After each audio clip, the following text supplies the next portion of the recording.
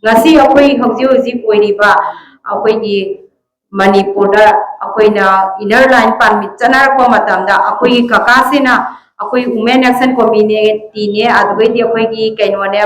ta pire na akoi myam se chatlaga ngasi adugumba yama kanba akoi gi adugumba se akoi gi ma ki maikai dagi tawraga chief minister una dana akoi se huji adugumba akoi maitai pangan akoi huji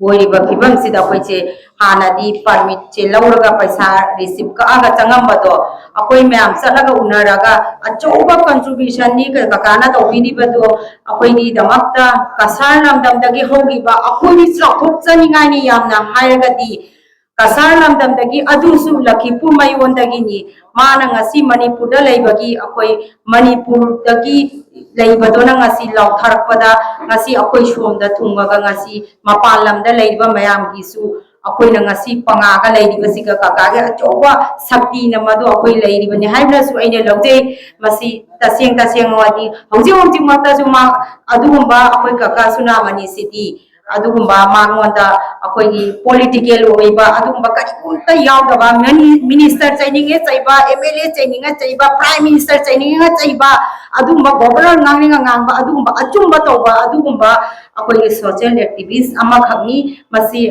akoi na ngasi laibak phadana ngasi reception toba phangba se akoi khun sigi khwai digi laibak phabani haina lawjei masi aina su hena haidaga su mi pung khudimna mi am khudingmangna khangnaraba wafam waktani hauji su Lairiba Manipur ki situation sida kakana achoba akoi ki elite TV khangde IS TV khangde lairiba TV myamda aduba media singda mayam mama lamtheng naraga adumba chumba progna bagi kanna tawribani huji kakana huji kari ngangakpa tabado akoi ki wakhalon loksing lon oina bagi damakta su pawdom su thamangwani aina ningjai aduga loina na kakasi akoi haidi Yamna ishor kumbani akoi Lakhipur dagi chatlaga Manipur da lairubase Manipur masam tana ngasi Manipur masapan bai wafam nate haidi akoi yam proud oijabado ngasi ngangi ba sai ba media da tawriba dumaina kana gumba matana tawpa ngamde tasengna haragadi haibase akoi yamna chakhop chaningai ni kasar lamdam dagi hokiba maki piingai dagi adumba history me ama laibadona ngasi hojik lakpa matamda school college kaya na maku welcome tawri magna tawramba activities mayam dogi matungina aduna kakana mathang tabada kari wapam phambiramba akoi huji oiriba sida situation hojik si akoi se yamna kenoni yamna huji oiriba irang sika huji critical je oige thoke tawagi mowong ama akan ba mowong da lairiba condition sidi khwadi karamba kainoda na halekai da haiba ta de akoi phule to Lakhipur kunau se dewa men asigi matang ta su kakana mayak semba pawdom thamang mane na ningjai ai yamna sangna matam su lawja aroi akoi ki GPS chu ato pa mafam da lengbi rugudaba laibani na wafam ase haraga ai tension jage thank you all dama lele nanti janji puri aduna tungdesu apida ornasan ta tolkanda odrasi jam sobar puni interaction sanasum ya punde tasena odrasi nyam su widene kogi anu hatna ina apidi laiba kali impact digi rasman to moga patokta kogi political and social environment sida yam sauna puna namun gaba aduna matamama kogi Manipur University ki professor or Kapil Nabar Kumar Ajib wala thousand social activist sing mukhoy na ngasi matam do di apoi social environment pating phanagami aduga Manipur da hadi thoi ba irang Manipur ke kalobani irang city ngasi boda mukhoy kamya na mo pibangam deba adu wala sidi hek apoi na hek hangong udigi wala kaptani ngasi Manipur da apoi ko na fight to ngami bese baitai gi matang sta aduna wala tasir na thajai sumaina ya tiena apoi Nakibat ko na nasimbi doon na pagkakos na tarang na ko interaction na tawag ko simpang siya ay usul ko direkto na natin wahil na nila tayo kamulagit ko ng sabi nila lang ya ko taga sa iyo. Thank you. Masigi कोई तामो सुनामनी बो कोई खुनो की मानो मचा सिदा थोड़ा mama ready welcome तो होगी हम तो पसे इसको यामना थवा चंग यावना याम मया मुथगचरी जुनुवाइजे अदुबो अखोगी तामो से नहान तांग अनिदा लाखपनी आजे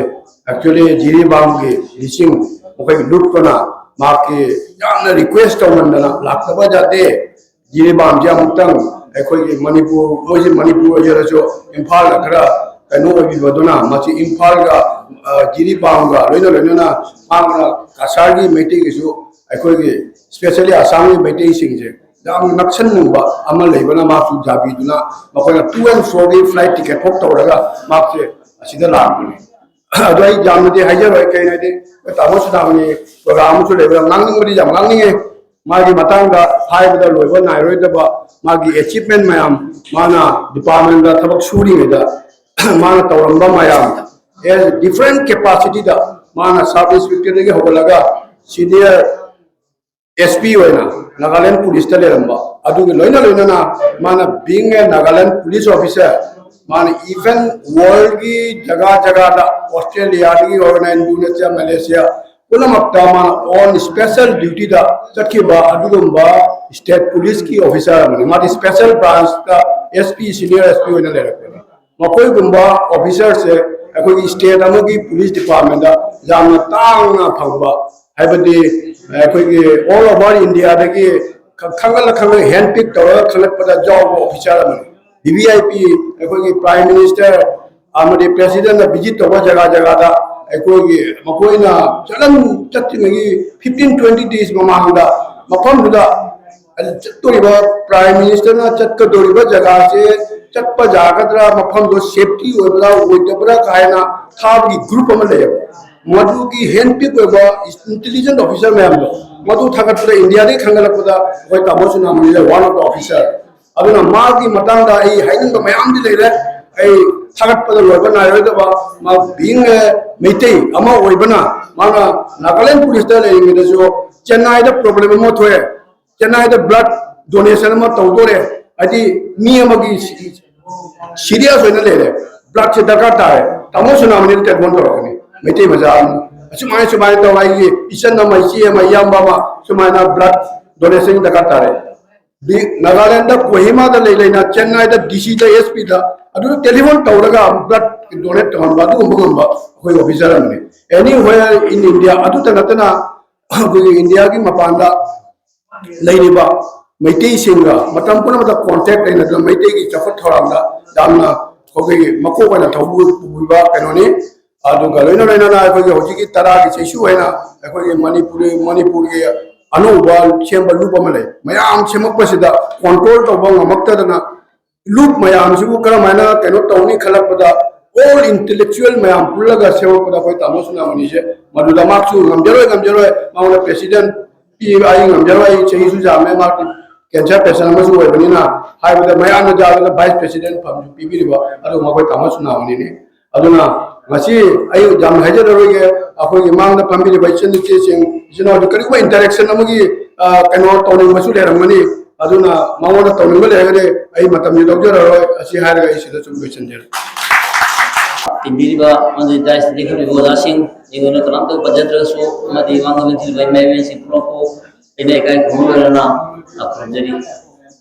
yamna phajaba amadi yamna siba onga koigi phari liberba jasina mai chunna ayam to tamir me koi mai am se karma na kunde da bajadi hai base man phajata ne sina tapir me